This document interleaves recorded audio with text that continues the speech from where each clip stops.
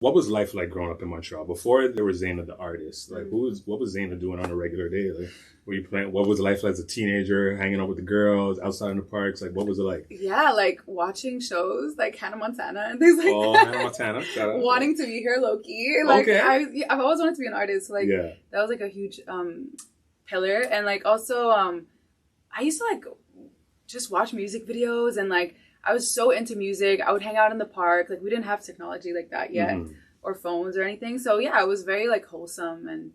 And when summer came along, I was like, okay, I can deal with this. Like, you know what I'm saying? It got this better. Feels more like me. Yeah, exactly. But that's pretty much it. Like any normal childhood in Canada, I guess. So was there music growing up in your household?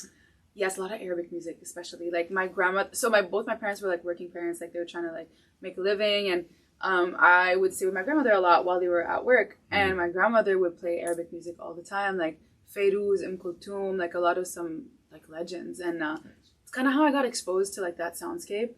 And even my parents, like they were super into Arabic music. They played like Arabic radio, like when everybody was listening to like all the other radio stations that play like pop and like top 40 stuff, whatever. I was listening to like my parents' classical Arabic music. You know what I'm saying? Like.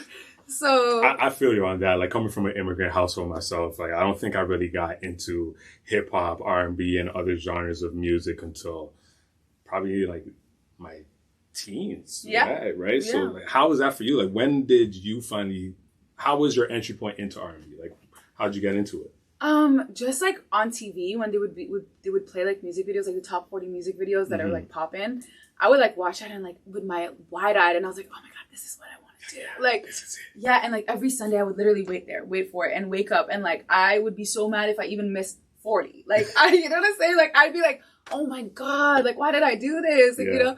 So, and that's I think like why people of like my age, like when we watch TV to get exposed to music, you fall in love with different genres. Like I don't just love R&B and hip hop like and pop. Like I liked rock. I liked growing up. Like I used to love like Fall Out Boys and Green Day, like as much as I did like Ashanti, like you know what I'm saying? Because like the top 40 videos were like a melting pot of all the different genres, and whether it was that or radio, like there wasn't really much to search, and my parents had let me go on the computer, like you know what I'm saying? Yeah. So I had to just absorb whatever was around me. When did it click for you when you were like, yeah, you know what?